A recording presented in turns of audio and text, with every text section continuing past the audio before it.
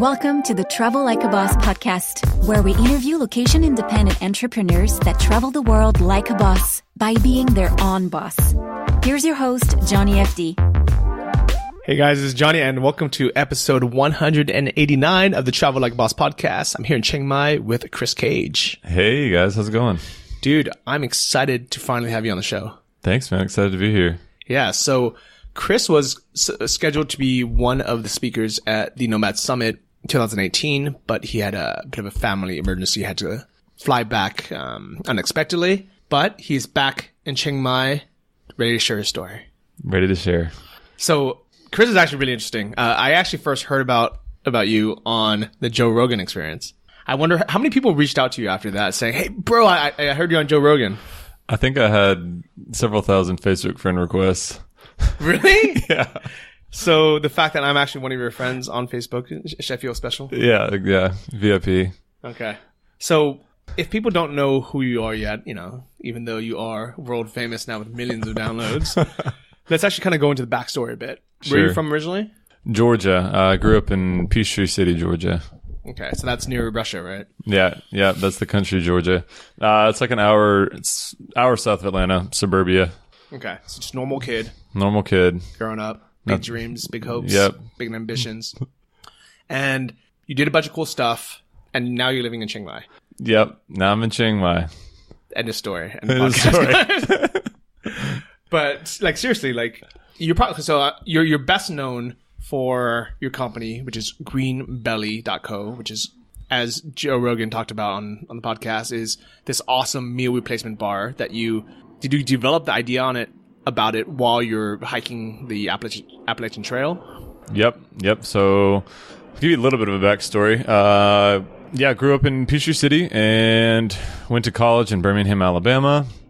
Graduated with an accounting degree and started working for a big corporate company in Birmingham. I definitely didn't dislike the company. It was more the fact that I knew I wanted to hike the Appalachian Trail, which I grew up hiking a lot in Georgia in Boy Scouts. So I quit the job. Had a little bit of money saved 2 years after college, after working in that job, and decided to do some travel. Went to Asia for a bit and also went to New Zealand. I had bought a bicycle off Craigslist and shipped it to New Zealand. And do they not sell bicycles in New Zealand? Frankly, I just didn't know. I didn't know enough about what kind of stuff they would have.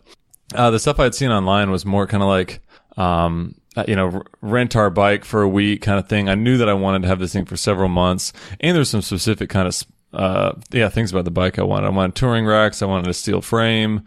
So I ended up buying that on Craigslist, my own one in the States, and shipping it there. Yeah, another thing is New Zealand's expensive. I think it was cheaper for me to get a used Trek frame or steel frame bike in the States shipped to New Zealand than it ever would have been to get something in New Zealand, and the selection in New Zealand was a lot less. How much did it cost you to actually ship that bike to New Zealand? Not that much. I think it was maybe like $100. That's actually not that bad. No, it's not at all. I kind of expected that to be a lot more. So yeah, I did New Zealand for 3 months, and I was cycle touring. That's what they call it, bicycle touring, bike packing. That word has become more commonly associated with that, but. Just cycling down the length of the country, did that for 3 months, and then came back to the United States to hike the Appalachian Trail for 6 months. And all right, so I want everybody to think about the longest hike you guys have been on. Maybe 2 hours, 4 hours. If anyone's done an overnight hike, it's pretty crazy. It's pretty intense. So the Appalachian Trail, which I can't even pronounce, let alone hike, takes 6 months to complete. This is true. That's insane. Yeah. It's 6 months. So it goes from, Georgia to Maine. I think it goes through about 13 states on the East Coast. It's about 2,200 miles. And if you're on the faster end, you might do it in like 5 months. I think the average is about 6 months though. So I spent 6 months hiking the Appalachian Trail. What's the slowest anyone's ever done it? I don't definitely. All right. So to rephrase that, the slowest that somebody's done a through hike is a term for anybody who's done the trail basically in one run. You don't get off trail for you don't hike for a month or two and then get off trail for a year and then come back and hike a couple months. It's generally you do it in one run, and that one run is kind of defined by doing it within 1 year. So I know plenty of people that have taken 8+ months to do it, and they'll be a slow hiker, or they'll take a couple extra days in town to wash up, enjoy that R&R. But I'd probably say like 8 or 9 months would be on the real slow end. That would definitely be me. I would do a couple of days of hiking, find a little town, book an Airbnb, post up, chill out, do some co-working, maybe blog a bit, because some videos were like, all right, guys, I'm ready for this again. So yeah, I did the Appalachian Trail, and between New Zealand and the Appalachian Trail, both of those, New Zealand, I was cycling a lot. So I was cycling like 100 miles a day. That would be pretty intense. Maybe, 50 miles a day on average. And, similarly on the Appalachian Trail, instead of biking, I was hiking all day. And on both of those, I had huge, loads of gear, on my back, or in New Zealand on my bike. But in both cases, I was burning a ton of calories. And in both cases, I was really far away from what we call resupplies, which would be, and basically a town, that would have places to stock up on supplies. So the priority of having dense nutrition and, shelf stable nutrition became, huge. We were basically drinking olive oil and chomping down peanut butter, anything that was loaded in fats, calories. It's kind of like the opposite diet of what anybody in town would want to eat. We were going high sugar, high calorie, high fat, high sodium, all those things just to try to make sure that we were getting enough nutrition, just so you can keep going and get to that next town. Absolutely. So if you were 5 days in between a town, and you're burning 5,000 calories a day, you've really got to load up a ton of food and nutrition. And when you're carrying all that on your back, you say, okay, well, that nutrition's also got to be really lightweight. So, and it should probably taste better than olive oil. Right. And tastes better than olive oil. So, the kind of the options out there, a lot of energy bars, cap around, 200 calories, 250 calories, even weightlifting bars, cap around 400 calories. The other stuff on the market's like those dehydrated meals, which are like add hot water, freeze dried, you add hot water and then kind of zip them up and wait, 10 minutes for them to cook. So those were two common options other than kind of the DIY stuff, which was drinking olive oil, peanut butter, that kind of thing. So I guess you can bring a sandwich for the first day, but then by day 4 or 5, that's moldy. It's smashed. It's destroyed. Yeah, it's destroyed. And I think a lot of people listening to this probably can't even really fathom, what that's like, because I've been hiking, I've been camping, but I'm also, within a few hours from my car, I can just keep my stuff, or, a Denny's. So the idea of, even, a 2-3 day hike where I had to bring all my food, I would just bring, I'm like, okay, maybe I'll bring some eggs, maybe I'll bring some, some bread, some beef jerky and white bread. And, that's kind of the extent of it. But in your situation, that's not possible. Like, you actually have to have some kind of special lightweight, like stable food that won't go bad in your backpack. Sure. Okay. Yeah. So that kind of gives you a little frame of reference of what a lot of the hikers were dealing with out there, and building off of what the options were out there, and kind of saying, okay, there could be an opportunity to make something really cool here. And I knew that, so I came from the accounting background. I knew I didn't really want to go back to that route, and I kind of had this idea to develop this kind of ultimate meal for hikers, endurance athletes, that kind of thing.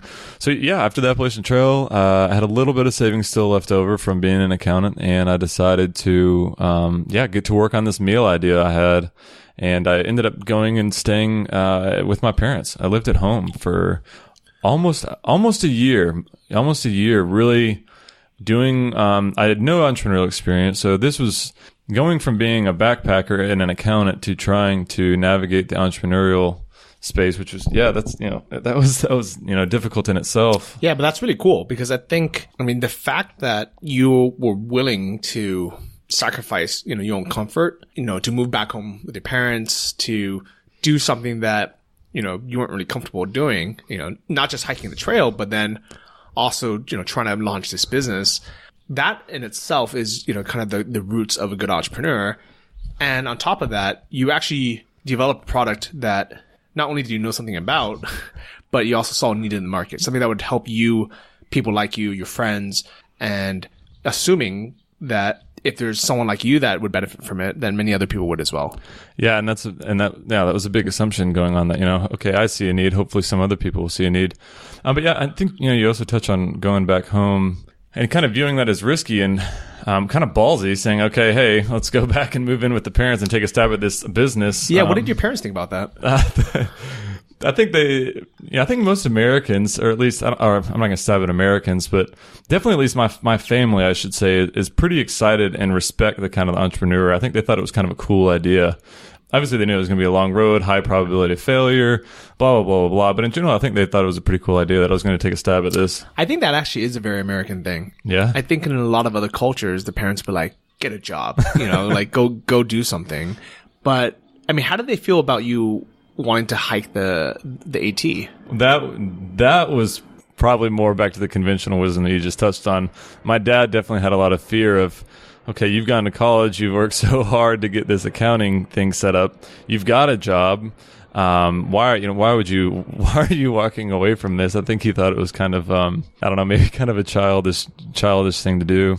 So yeah, he definitely had a hard time with it. I think it was both of them just had some fear, kind of like, what is my son going to go back to if he quits his job and, leaves the workforce for this long amount of time? Yeah, I think that's a big fear with a lot of people coming out of college. I mean, that's why we don't really have gap years in the US. Yeah. Everywhere else in the world, people talk about, taking a gap year around Europe or to Australia. And as an American, I'm like, we don't do that. I'm like, what's a gap year? Right. And I actually specifically remember somebody mentioning something about taking a year or two off between, after college and working, or between high school and college, and just nobody would do it because there's too many downsides of it. If you take a year between high school and college, you might not be able to get into the college you want. It's viewed as risky. Yeah. And, if after college, you take a year off, not only do you have student debt that you have to start paying, but also companies will look at you like, what did you do for this year? And, you're going to be seen as unreliable, or it just nobody does it. Mm-hmm. And I think that's the downside of our society and our culture in the US. But the upside is we're really excited about things like business, entrepreneurship and business. And that's why, I don't know if you know this, but Shark Tank is the most watched family show in the US. Wow. That's crazy, right? Did not know that. Yeah. So I'm trying to think, where was I? So I moved back to them with the parents and started getting to work on the meal idea. And yeah, did that on and off for, where I say on and off, I mean, I was working full throttle, trying to get the product developed, trying to figure out what areas I did and did not know about, what areas I might need some help in. And, really just grinding it out for a while. And then I think it took several months to get a product that I felt good about. And then after that, it was just hitting market and trying to figure out how to get some sales. Okay. So did you start thinking about the product while you're on the trail itself, thinking like what would go in it, or like where did that kind of inspiration come? Was it afterwards where you're like, okay, I wish I would have had something with me? Or so I had eaten similar stuff. There was a product in New Zealand that had this kind of 1/3 of your daily nutrition concept, and I was eating a ton of that in New Zealand, and then coming back to the States, it wasn't there. So I wanted to kind of say, hey, I want this product in the States, and it wasn't there. So I started kind of building off of that idea of a really, really dense nutrition, ready-to-eat meal in the United States. So that was kind of it, and I think I really started noticing by being on the Appalachian Trail and really that kind of high-calorie burn, and how much I really felt like there was a big market in the States to actually do something like that. I guess one question that I have is, what's the difference between just eating like 8 Cliff Bars? Yeah, that's a great question.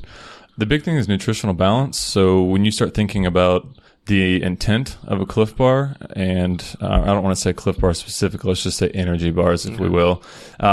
Energy bars, the intent is more of a snack and kind of a boost. No one's sitting there saying, okay, I have not had dinner, I'm going to go have an energy bar. So you think about that from a nutritional point of view. They're generally around 200 calories, maybe 220. You say, okay, well then why not just have 3 of these to get to my 660 calories? the rest of the nutritional profile is going to be out of whack. So you might have, that one 220 calorie bar might have, 40% of your sugar. It might have 50% of your fat. It might only have 1% of your fiber. So if you think about it, if you triple those, you're not going to get a balanced nutritional profile. So that was kind of the concept of getting that balanced nutritional profile. So you're going to get enough fats, you're going to get enough sodium, you're going to get enough carbs down the label, so you can kind of eat it as a meal. So that's the first thing, the nutritional profile. And the second thing is structure. Back to the intent of the bar. It's like you eat that bar and like it's a dense snack. So I really wanted this to be fluffy so you could eat a larger quantity of it and it not go down like a brick.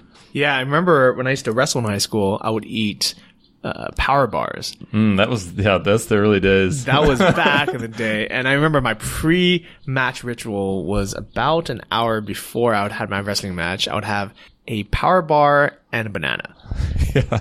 And I could not imagine eating more than one power bar because they were so hard to get down. Yeah, it's like taffy. Yeah, it did. It tastes like taffy, exactly. But it was perfect because it was that quick spike of energy, lots of sugar. Yeah. It just felt like this rock in my stomach. Like, yeah, I have what it takes now. Right. Time to be this guy. Yeah, but I definitely wouldn't want to eat that for a meal. I wouldn't have that for breakfast or dinner or even lunch. Yeah, for sure. Yeah.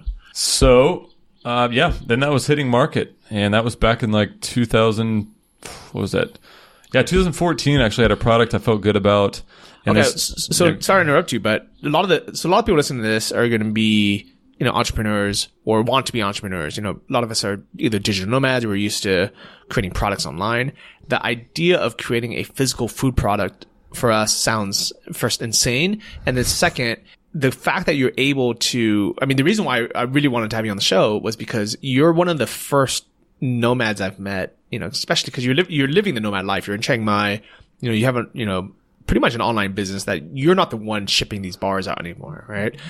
The fact that you're able to do this with a physical foods business, that's something that, is also like passion driven too. I think this is what a lot of, either current digital nomads want to transition to or future digital nomads would love to get into.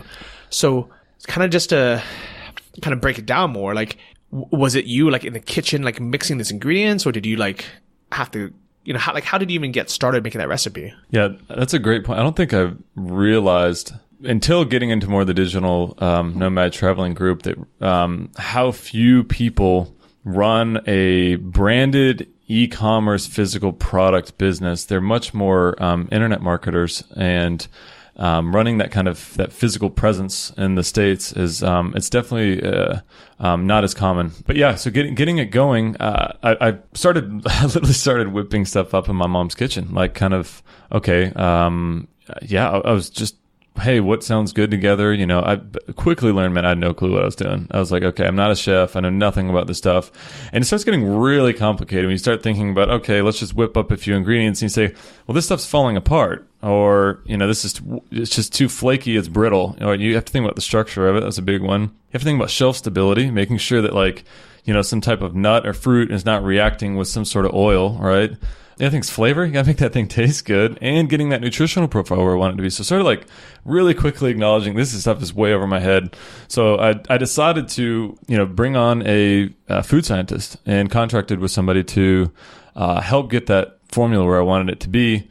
So that was a great early on decision, is acknowledging, an area that I was lacking in expertise, and then, hiring out for that. Very smart. So outsource the parts that you're not an expert in. Absolutely. So how would somebody go about even finding somebody? Do you just go on Upwork and type in food scientist? So, yeah, there were two ways, I went about it.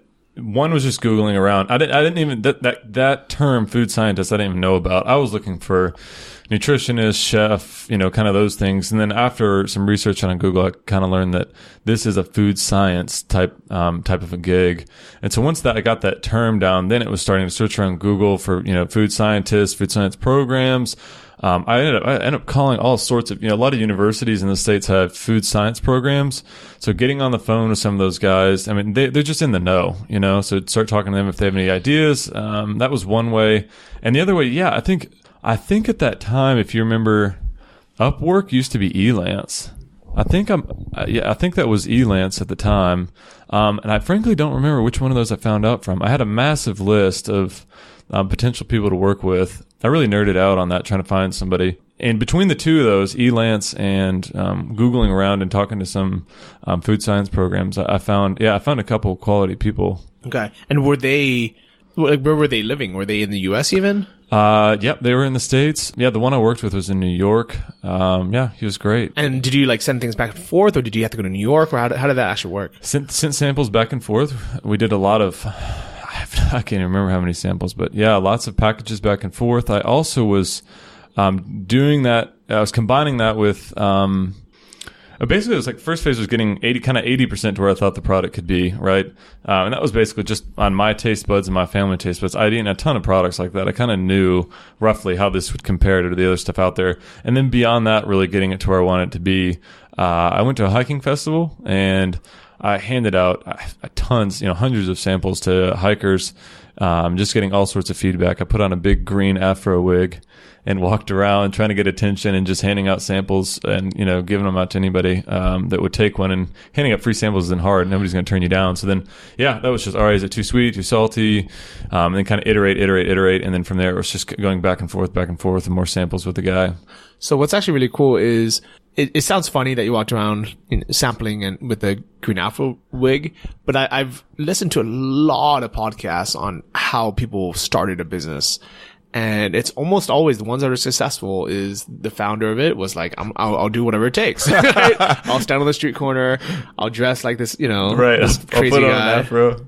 Yeah. And I think that a big reason why a lot of people in the nomad space fail is because we just don't invest enough of ourself into it.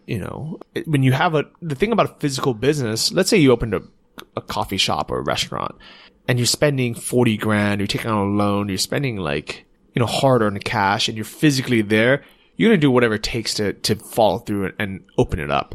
But if you're opening an online store, you're starting a dropshipping store and you have 14 days of free trial and you're like, oh, well, hit a couple speed bumps.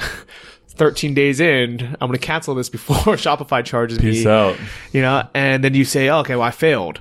But in reality, most of us, most nomads I've met haven't even really tried. Starting a business isn't that easy. I think we glamorize it sometimes, but these are the type of stories I really like hearing is kind of what you were willing to do. I mean, how many of you guys would be willing to even go to a convention? How many would you would be willing to, right. Call that many people, like even call suppliers on the phone instead of just emailing people? Yeah, no, that's an interesting point. Yeah. Sometimes you just got to go for it, All right. So you were passing out samples. You figured out what people actually liked, what they didn't like. Then what? I had a very basic site set up and a very basic packaging, really just truly minimum viable product, just trying to get something out there. Where did you get those made? I was doing that. I was doing all of that at my mom's house. This was year one, at my mom's house. And this was, so I had a product that I felt, pretty good about after getting those, samples, getting the product to where felt like it was pretty good. And I started sending it out to all sorts of bloggers, maybe like 50 to 100 people I sent out samples to. So you made a website in WordPress, or what did you use? Shopify. And Shopify. Okay, cool. Shopify. And then how did you actually design the package or the label? Like, did you outsource the logo, or did you make that in MS Paint? So the logo was cheap, very cheap on, I think, Fiverr. Okay, nice. The packaging design was pricier. I don't remember if that was from a recommendation or if I just went on a website or who the graphic design was for that one, but it was not. I did 99 designs later, and if I could recommend 99 designs to anybody, I highly recommend that. The first packaging I did was, they didn't give me many options to choose from, different designs. They weren't that different from each other, so it's kind of like this very narrow window of graphic design options. But yeah, so I kind of had the packaging together and a basic site together. So I was handing out sending out samples, trying to get just more feedback and trying to see, is there anybody that's going to really want to buy this stuff? I like that. And I think that's really cool that you use a lot of the tools that we use to outsource, like basically use templates in Shopify to create a website, instead of having to learn how to code, using Fiverr to make a basic logo to start with, and then using 99 Designs to get some mock-ups. Yeah, no doubt. This is really cool because now I think when people heard your interview on Joe Rogan's podcast, they're thinking, okay, this guy's probably with some big company. Right? He probably has this big team, but you're just some dude sitting in Thailand. You're 29 years old now. Yeah. So you were how old were you when this started? 25. Yeah. 26. You were basically homeless for 6 months without showering. Yeah. Just walking through this trail with your backpack. No, you're right. I mean, this was totally bootstrap, man. I mean, I was reading a lot of books like Lean Startup, and I think that was a huge lesson learned, is starting off testing before spending. Like just summarizing, like, don't blow money on things that you think you need to spend money on. Test to see if this is going to bring in money, and then invest more into it. So that was kind of the idea. Like, test a little bit of samples before we start going more down that route. Test a little bit of the site before we start blowing money on the website. That was kind of the thing. Test before spending. But that was kind of the ground zero of getting Greenbelly off. I like it. Okay, so then you had packaging, you had some food samples, and then at what point do you need to, I don't know, so do you have to get it like FDA approved, or like how does that work? Because it's food, right? Yes. So I think that was something I knew I was running into, is I had these samples, that I was making out of my mom's kitchen, but I could not start really selling that stuff on a large scale from my parents' kitchen. You need a USDA approved facility to do start shipping across state lines. And this was also kind of like, I knew I was going to need more cash to get this thing rolling. That was around the time that I said Kickstarter was, Kickstarter had been popular at that point, but it was really popular at that point. I mean, of course it still is, but that was the first time I had really heard about it. And I said, yeah, what the heck? This could give me kind of a make or break. If I make some money on this, I'm going to continue. If I don't, then I'm not, And I set a small goal for $10,000, and that was it. I just said, if I can get $10,000 worth of orders, then that can kind of give me enough to get rolling with this, get a little better packaging, get a little better website, try to invest in some marketing, that kind of thing. So I spent about maybe 2 months-ish prepping for that Kickstarter, really consuming everything I could on internet marketing and trying to figure out how to get the word out from, for that Kickstarter campaign. So that was... ended up launching the Kickstarter campaign in March 2015. So how did you get the word out? What was your kind of plan to market it? Those samples helped out a lot. Those initial wave of samples, that was huge. Getting in the hands of, I don't remember exactly how many I sent out, but it was somewhere between 50 and 100. If you're getting those bloggers, I had no way to quantify audience at the time. I didn't know what I was doing. I was sending out to any person in the backpacking outdoor world that had maybe an audience. But yeah, that helped, So it was a combination of friends and family, and then getting some of those bloggers on board. So did you email the bloggers and say, hey, we're launching this Kickstarter. Can you let your fans know, or what? A combination. There were two types. One was just initially when I was getting the product out, saying, hey, here's this product, I'd love to kind of know your thoughts, kind of a route. And then there was a second wave, which was, hey, I am launching this Kickstarter. I'd love your feedback, any kind of thing. And then, from there, we kind of developed a little bit of a relationship to do a review, spread the word. And so that kind of mini, this is a very small network we're talking about now. This isn't like I'm not getting huge, PR from this stuff, but that was enough. Friends and family helped share it. And then getting this kind of small network of influencers together. And between the friends and family and that small network, that was able to raise $19,000. Nice. So you almost doubled your initial goal. Right. So, some people squawk at that $19,000. I thought, Kickstarter campaigns, you see those things going through the roof sometimes. But for me, it was great. It gave me a large enough order to go and approach what's called a co-packer. And that's that person that has that certified facility. And, they can handle the production for me. They have the capacity. They have the certifications. They know what they're doing, dealing with food. Obviously I wasn't going to be making this out of my mom's kitchen. And so by doing that $19,000, I had to order now for about 5,000 meals. So now I had a little bit of, you hear all those minimum order quantities. If you go and approach one of these big food manufacturing companies, like, who's this small fry coming in and trying to get me to partner up? He doesn't have enough volume to even make it worth our time. So yeah, that was, now I had a 5,000 meal order. It's kind of like, it wasn't huge, but it was enough to start talking to some people. So yeah, then the cold calling, Google research went to go finding that co-packer and then get that set up. Yeah. So where was that first co-packer? It's the same one we still use in Kentucky. Wow. And they're awesome. So did you have to like drive out there, or how did. that work? I did. Yeah, I drove out there. Trained all them. I spent the night out there and trained employees for a couple days and made sure that we all felt good about the situation. And it's still going to this day, and they're great. Okay, I love it. I'm a big fan of that TV show with Marcus Lemonis. I'm trying to remember the name of it. It's like Shark Tank, but with like one business at a time. You're talking about The Prophet, are you? The Prophet. The Prophet. Love that show. And he is always convincing people to use a co-packer. And I always thought, okay, why don't people just start with one? But now I realize it's because in the beginning they can't hit those MOQs, those minimum orders. Yeah, and even still, my co-packer is still very small. So, if you were to go to anybody that's making any large stuff, the guys when I was cold calling around, the people I was talking to were saying, we won't even talk to you unless you can do $1 million run.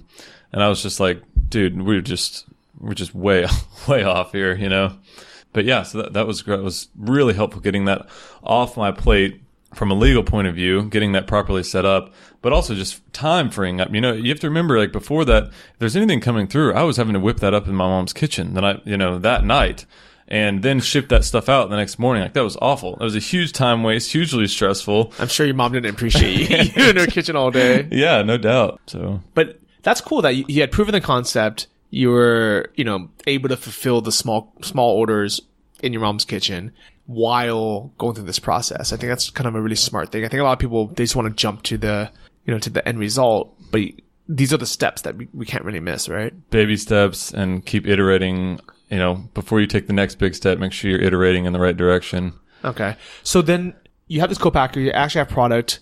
I'm assuming you send out the Kickstarter orders. How do you get it from there to start kind of selling on its own? That's a big one. Yeah, that I guess that, so the first phase was getting everything set up, right, which we just covered. And then the next phase was actually trying to get consistent orders. And that has been a lot of different things, man. We could talk about tons of different little marketing tactics, but it's been a lot. One thing is just being around a while, slowly spreading the word.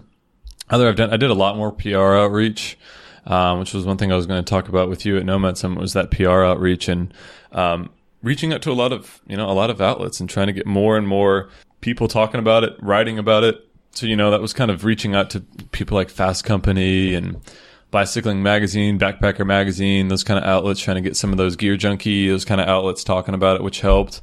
Started writing about, backpacking things and getting some content marketing out there.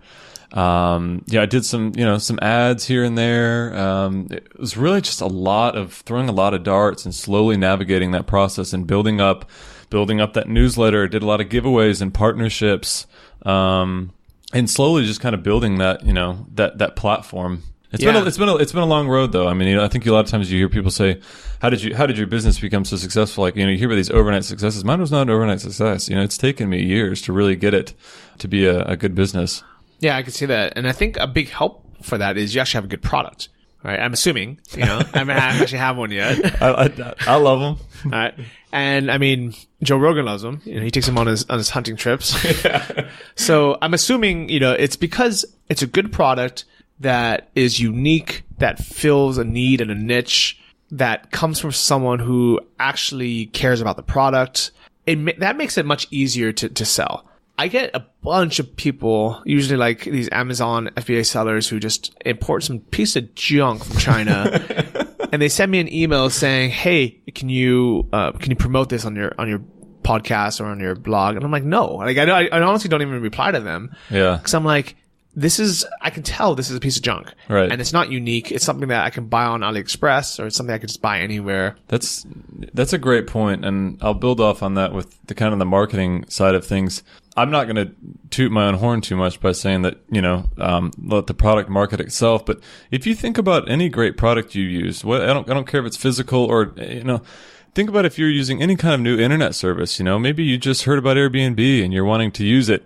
You're going to tell somebody about it. Like those good products naturally market themselves. It's like, I think like if you're going to think about a marketing strategy for the long term, like invest in your product, it's going to market itself. Yeah. And it makes it so much easier to get featured in places like Fast Company and, these magazines and sites, because I guarantee they're not going to, feature, someone's like knockoff, spatulas. Yeah, spatula, or, like it has to be something unique, right? Like they're not going to waste their time, talking about something that everyone else has already seen or it just exists everywhere. And I think that's what's so nice about having that big barrier to entry with a food product is they know like, hey, like this person actually cares about the product. This is something that is, obviously not from like AliExpress or something. So when we talk about it, it's something we're like kind of introducing people to something kind of cool, right? Like some kind of actual, like a genuine product that is made for the readers of Backpacker Magazine or Bicycling Magazine or, any of these sites. For sure. I like it. And also you developed some credibility by actually publishing a book on the Appalachian Trail, right? Yeah. I wrote it, it's early 2018 now. That was the end of 2016. So just over a year ago, I just wanted to do it. There's no other real reason. And, it was like a little bit of marketing for Greenbelly. I said, okay, maybe I'll sell some Greenbelly via this, but it was also just interest, I kind of like the idea of writing a book. I had so much nerdy knowledge on the Appalachian Trail that, I thought I could easily fill up a book from it and, make some money off the book itself. It just seemed kind of all to make, why not? Yeah, it looks like it's doing well. It has 183, pretty much all 5-star reviews. And it's awesome being able to self-publish a book on Amazon now. I have my 2 books on Amazon. Yeah, as you know, Amazon is great for self-publishing. Yeah. It took out the middleman, And it's another source of completely passive income for you now, right? Absolutely. Yeah, that passive income it's good stuff. Can I ask you how much you're making from the book, or how many copies you're selling a month? Is it pretty consistent, or is it? I'd prefer not to give numbers, but I'll say that I'm very happy with it. I'm very happy with it. So what's awesome? I'll give my numbers because mine's a lot smaller, I'm sure. Okay. But I'm making like $150 a month for my books. But what's awesome about it is I wrote those books now like 3-4 years ago. Yeah. And because they're good books that have good content still, people find it, people read it, they like it, they tell some friends, they write a review, then Amazon sees that people like the book, they, feature it more, and it's kind of just this wheel, it's just spinning. Yeah. It's like evergreen, man. It just keeps giving. But if the book sucked, that wheel would die. I mean, you might sell some in the beginning, but then it wouldn't last, Right. It wouldn't even last 6 months. And the fact that you've been selling it now for over a year, and people, I'm assuming you're not marketing this super hard or anything. No, I'm not. I've got a couple links on the website, but no, I'm not. People are looking for that kind of knowledge, which helps, Yeah. And so that's actually another kind of big tip for anyone listening to this. You don't have to jump straight to even creating a food company. You can just share that knowledge that you have about doing something that took you a lot of time to research yourself. While we're on the book topic, I think everybody has something that they know about that's considered to be in the top 1% of the world in that niche. Whether that's how to bake a cake, or about backpacking, or about digital nomad life, or how to start anything it is. But it's like I would highly recommend looking into writing a book about it, because that's your competitive advantage. That's what you know about. And this could be easy passive income too. Assuming, you do, don't just act like it's a walk in the park. You do your homework, you write a good book, you market it as well as you can. But that can be very easy passive income. Yeah. And actually, that was actually one of the topics I talked about at this year's Nomad Summit. So the videos are going to go on our YouTube site for free coming up, as soon as we edit it. It might be a few more weeks or another month or 2, depending on how long it takes. But if you just sign up at nomadsummit.com for the email list, we'll send you those videos as soon as it comes out. And I actually use writing a book as an example of a way to just add value in a small way that's sustainable, because there's so many people now that they're outsourcing, these Kindle books that are just garbage. Yeah. And they're making some sales. So they're like, this works. Let me just keep doing more and more. Right. And you know what? We've had a guest on the show who does really well. He's making, $6-7 a month from doing that. But he also has a couple thousand books on Amazon versus, I guarantee if you just wrote a couple good books, and you could still outsource all of it, you can still gather the information. You don't have to be, a full-time author for the rest of your life, but it's a good way to get in, develop some passive income, but also that credibility in that niche, so you can do other cool things. Yeah, if you can stick with a niche too, you can definitely develop a following around that. Yeah, I like it. So nowadays, you're selling quite a bit of these, or how's that working? Of your Greenbelly's rocking and rolling. Greenbelly's been doing really well. Last year was a great year for us. I'm excited for this year. I don't know if I should even say it yet, but I know I've talked to you about it. Think about doing a new flavor. Haven't done new flavor in a while. We've been brainstorming some ideas. So right now, the flavors are cranberry almond, dark chocolate banana, and peanut apricot. Yep, and those are the 3 original flavors. So it's like, it's time to get on that. So I'm going to give some suggestions. All right. I think so. We had, pretty much, we had like Thai papaya salad for lunch. It was maybe cucumber, but cucumber papaya salad and roast chicken. I think that'd be good meal. Right. Plus the green Fanta. Yeah, green Fanta, sticky rice. Yeah. But I'm excited for this. Actually, what's funny is I really want to try one of these, and I kept bugging you to. I was actually gonna message you when you're in the US and be like, "Hey, bring me back one." Dude, I will. And my sister came to town to visit recently, and she brought like, I don't know, 30 with her, but it's just, the shipping is so darn expensive. International shipping is so darn expensive. And I eat through them fast. I think they were gone in like 2 weeks, but. Well, actually, so I'm actually wondering, would you have any idea what percentage of your customers are actually eating this on a through hike versus people just like eating it at the gym or out of their car? That's a good question, and I don't have enough data on it. I will say, I think you're right. A lot of people eat them off trail. Definitely we have a lot of through hiking customers and a lot of backpacking customers, outdoors, hunters, cyclists, those kind of guys. But I guarantee a lot of people are just chomping down, on the couch. No shame. But you know what? I guess there's nothing wrong with that. Right. They're just testing, to make sure it's. Well, I know for sure. We get several emails talking about, I love this as just a ready to eat meal when I get off work. I don't have to cook, But yeah, and but they're not cheap. All right. No, they're not. So I guess they're like, if you buy a small pack, it's $7.66 per meal, and a meal is just like one package, right? One package, two fluffy meal bars inside.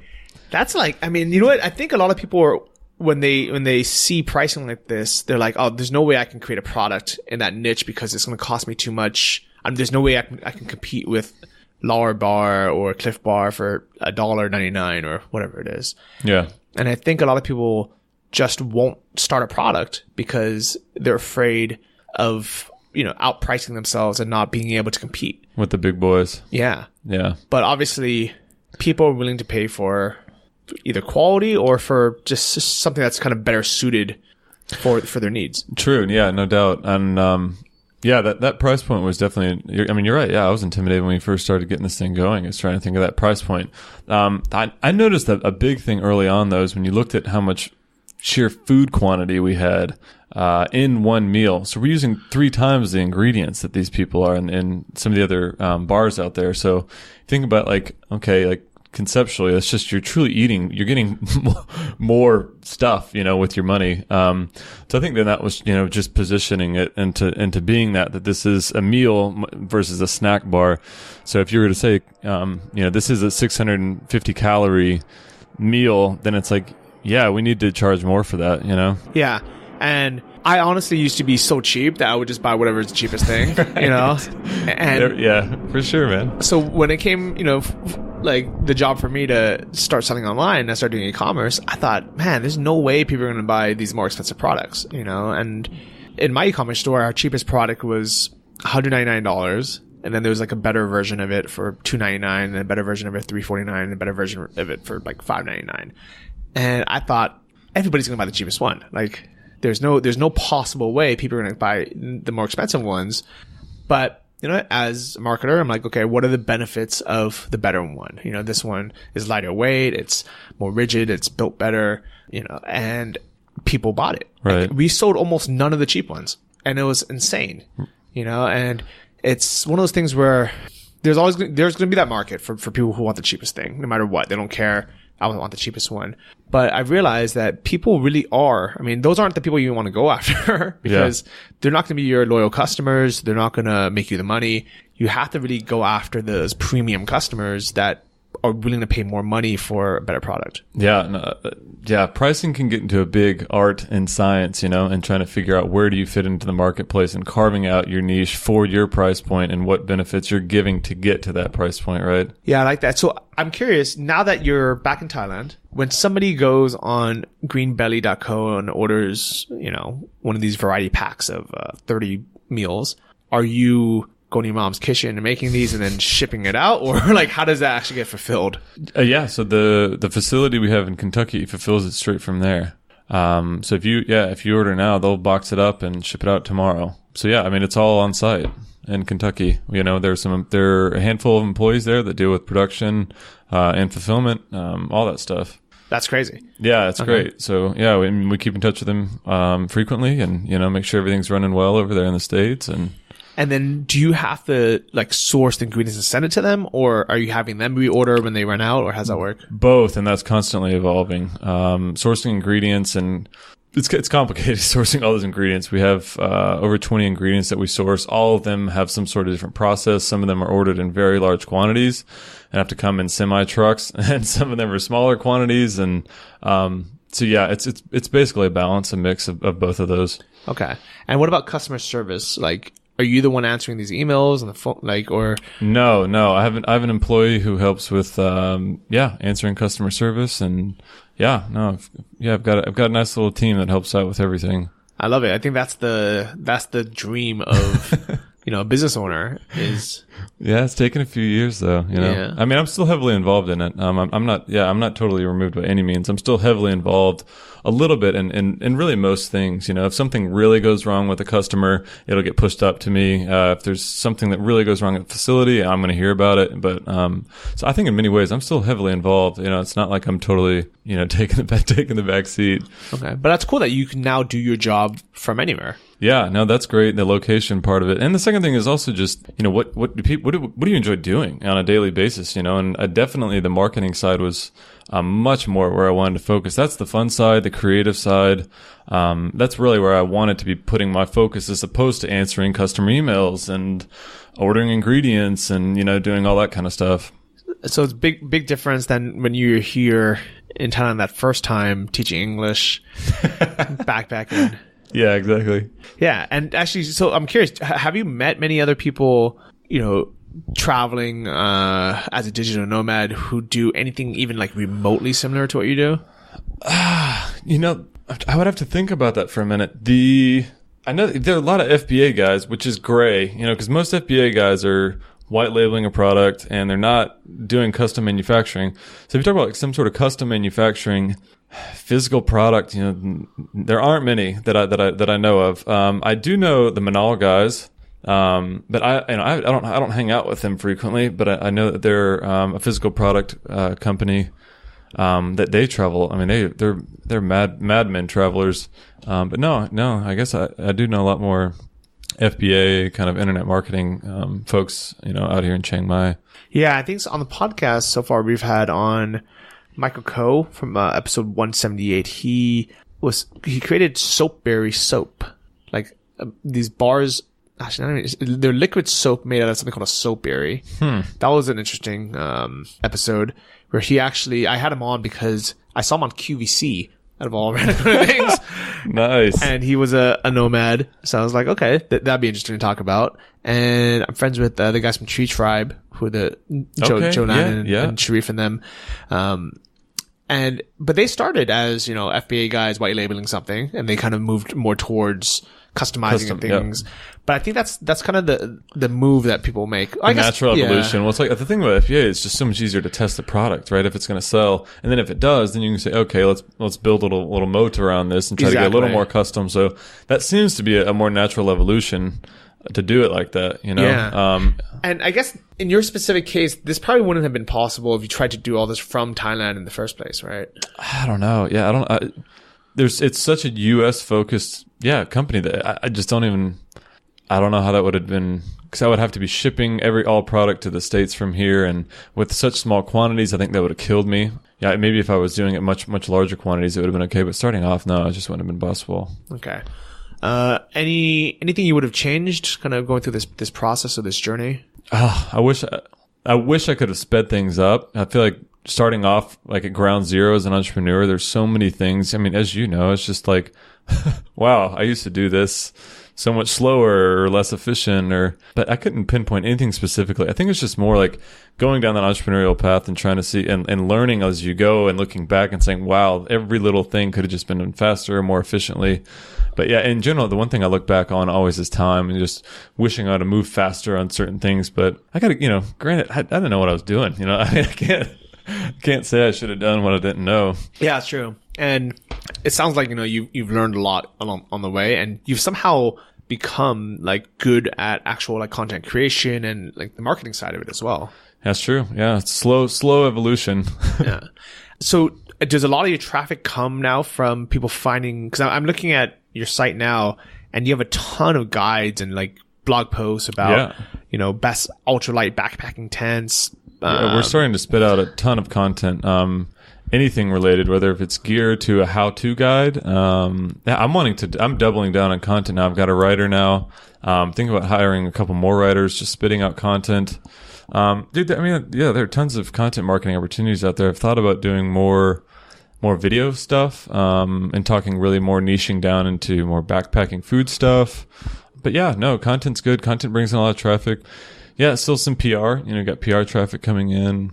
Still really throw a lot of darts in a lot of different areas, and PR outreach, content, partnerships, giveaways, anything like that. Wanting to do more with Instagram, wanting to do more with social media, maybe some ads. I don't know. We're always doing different things, Okay.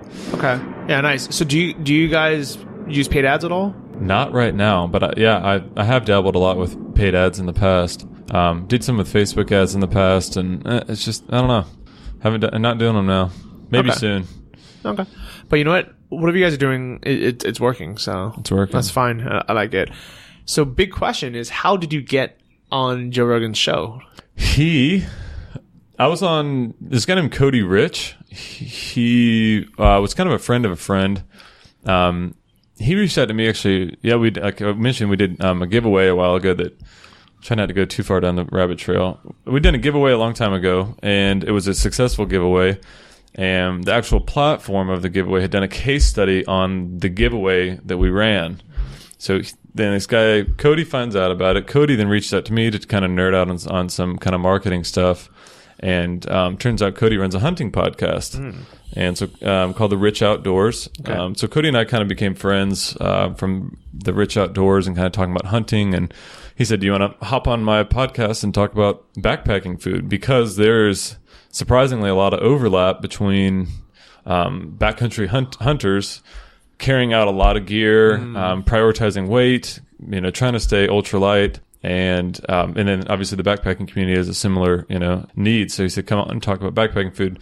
Turns out Joe Rogan listens to his podcast. So just randomly was listening to this guy's podcast. He's listening to his podcast, and then he started just placing some orders. And did you know that you were selling Joe Rogan? I did, because he mentioned it on a few episodes. He mentioned it on several episodes. I saw him literally eating it on the show.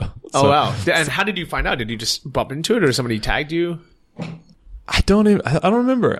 Somebody might have, like a friend of a friend might have said something, like messaged me. I really don't even remember. But somehow or another, I found out that he had, So he wasn't on a trail eating this. He was sitting in his fucking podcast studio. Right. He's like one of those guys we were talking about, saying, I wonder how many customers are just eating it sitting on their couch. Yeah, just eating it on their podcast.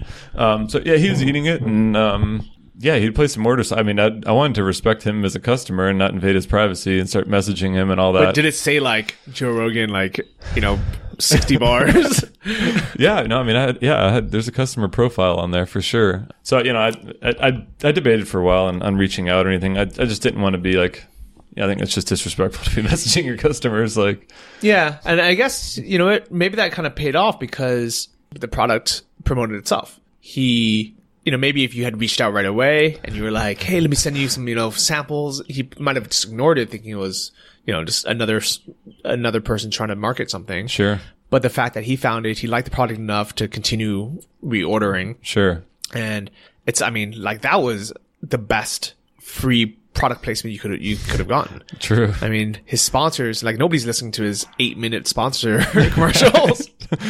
Everyone's fast forwarding through that. But when he's talking about it organically on the show, sure. Especially if he's eating it, then sure. that's completely different. Yeah. So ultimately, I just sent him a note and said, love your show if you ever want to talk about backpacking anytime. And just kind of developed from there about coming on the show. And it was, just very informal, really nothing. I would have expected a little bit, just more formality. It was really just a laid back guy saying, do you want to talk on my show? That's it. Just like you and I, do you want to come get lunch and talk on the show? Yeah, let's do it. It's as simple as that. So did you fly out to LA or how did that work? Yeah, no, I flew out to LA and met him in his studio and just had a meeting time and showed up and got to it. Okay, I like it. Actually, so you're actually not the first guest on Travel Like a Boss who's been on JRE. Ooh. You're actually the third guest now that I think about it. Who are the other two? See, I don't know if you can actually guess. So I don't know if we should. Maybe we'll allow the listeners to kind of think back because I know a lot of listeners have actually listened to all 189 episodes by now. So I want you guys to think back for a second on what other two guests besides Chris has been on Joe Rogan, and it wasn't me. Was he, Johnny? So the first is Nicholas Gregoriadis, who is my buddy who's Hodrick Gracie's first black belt. He was on the show with the guy from London Real. I don't remember his name. I never met him. But yeah, Nick used to be the co-host of London Real and good friends with that guy. So they got invited onto the show. And Nick said he got so high before the episode started that it just like he couldn't talk. He just like sat there for 3 hours. And I actually does he look like that on the episode? He's just sitting there. Yeah, you know what? Actually, no, I do know the guy, Brian Rose. Met him. I don't know if where we hung out. We either hung out here or maybe in the U.S. or something. But I do remember hanging out with Brian. But I listened to the episode and I was like, bro, like, why didn't you say anything the whole episode?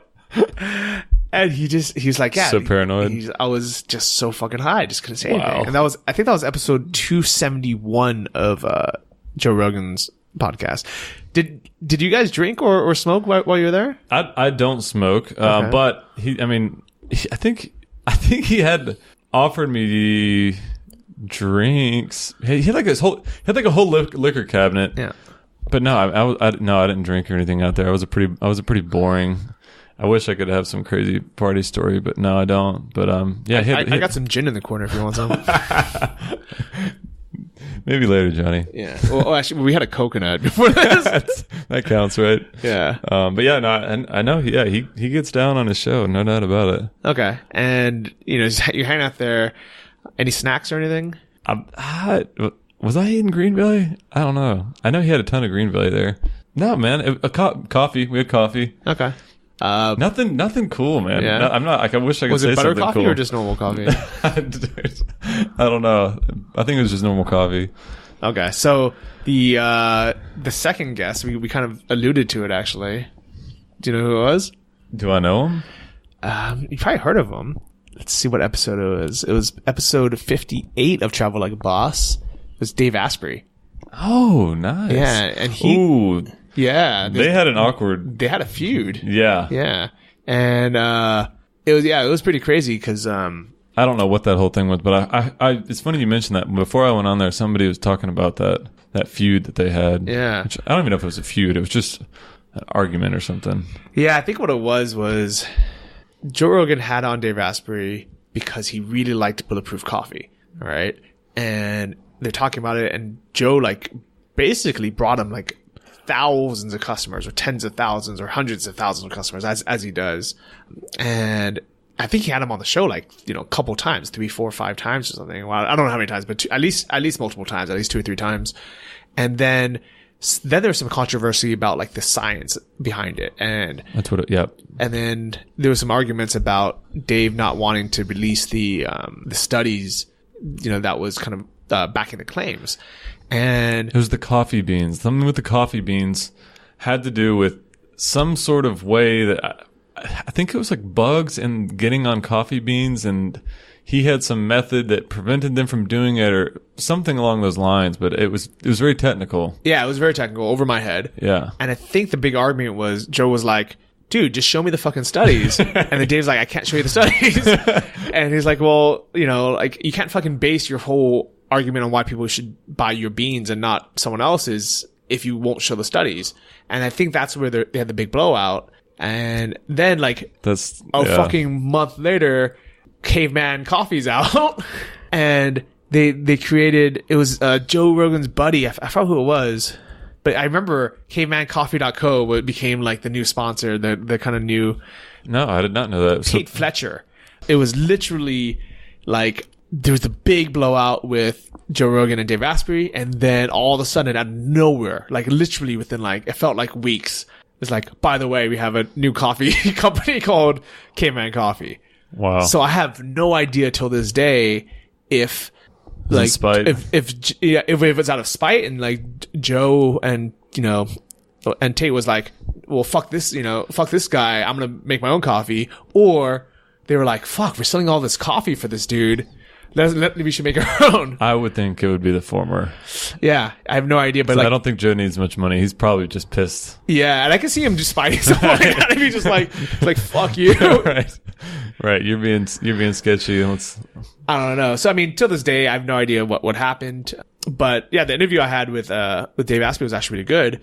But it was crazy because as soon as we stopped recording, he was like super relaxed, and we just had this chat for like another hour, and I wish I could have recorded that. And what it was is he told me that like he had to be so professional, had his guard up, because he had all these all these kind of gotcha interviews, or kind of like jumping on him, and he's like, I don't really know you that well. I met him once in San Francisco at a friend's birthday party. But besides from that, he's like, I don't know if you're going to try to gotcha me. And so it wasn't until after. Guards up. Yeah. It wasn't until after the episode that we had like such a good talk, and he's a smart guy. I asked him. Should have just left it running. Yeah. But you know what? Maybe I'll do that with you. I'm getting out. Yeah. By the way, this is going to be a 4-hour episode because we're taking down Joe Rogan's episode. We're gonna compete for the longest fucking podcast without taking a piss break ever. Yeah, 3 hours plus, right? Yeah, it's insane that he does that. Yeah. But what's funny no is pee breaks. When the first podcast I ever listened to was Joe Rogan's. I didn't even know there was other podcasts. I thought it was just his. And I was training Muay Thai here in Chiang Mai, in a place called Hang Dong, which is like 40 minutes down out of the city, and there was nobody to talk to.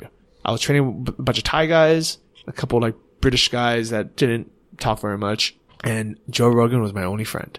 Every day I would listen to a new episode, and he was like my only connection with the Western world. Wow. Yeah. So, Joe, if you're listening to this, thanks for that. Thanks for being my friend. Yeah. But I think a lot of people that I've met now who have either messaged me or come up to me and said, Johnny, like I was working in a small town in the US in a cubicle. Nobody understood my passion for wanting to start a business or to travel or to be a nomad. And you're my only friend. Dude, I've either read people say that on your blog, but I've definitely heard that. Yeah, so I appreciate that. I've also read people saying, fuck this dude. Stop telling everyone to go to Chiang Mai. It's getting too crowded. Haters gonna hate. Yeah, but you know what? fuck them. It's you guys that are still listening an hour and 8 minutes in that I care about. So appreciate that. So actually really good, exciting announcement is our first official speaker for 2019. We just decided over roast chicken over lunch, Chris Cage. Yeah, buddy.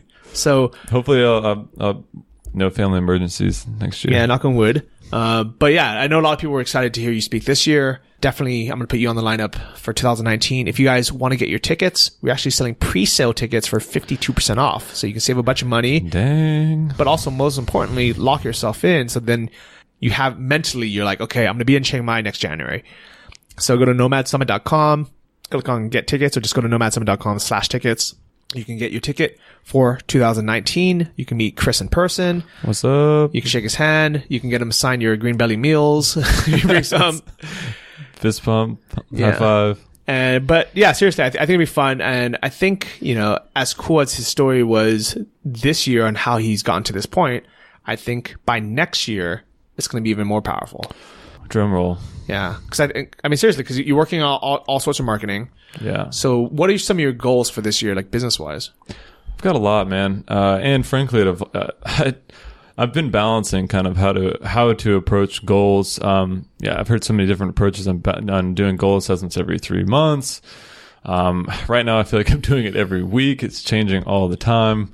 I think the one I've been teetering a lot with, other than the stuff I'm just trying to get behind me, like I'm working on taxes and so much crap right now that it just feels like noise. But the real proactive stuff is the new flavor. I think is going to be the next thing. And then after that, I've got some stuff that I'm teetering on as well, but nothing really in stone, man. I kind of operate, within 3 month cycles. But yeah, as I mentioned, I'd like to do new flavor. Okay. I'm excited about that. See how that turns out. But also I'm willing to bet that a year from now, you're going to figure out all new sorts of marketing channels. You're going to hey man, fingers crossed. Yeah. And I think that's going to be really exciting for people, is to kind of find out how do you take a company that, you've really established to really the next level while being location independent. But we'll see. We'll see what the topic ends up being. I think, whatever is closest to your heart at the time, I think people will benefit from. But I would love to see all of you guys out here. So get your tickets, nomadsummit.com. And get your Greenbelly Meals for that 30-hour plane ride. Greenbelly.co. Appreciate it, Johnny. Thanks a lot, man. It was fun. Yeah, I appreciate you. And I also appreciate all of you guys for listening, as well as sharing this podcast, telling your friends about it, and all the 5-star reviews you've left of this show. You guys are the reason why we're able to get awesome guests like Chris on the show. Not just because he happens to live in Chiang Mai and happen to be here too. But seriously, you guys are the reason why we continue doing the show every single week. This week, I would like to say a big thank you to Allie Dixon.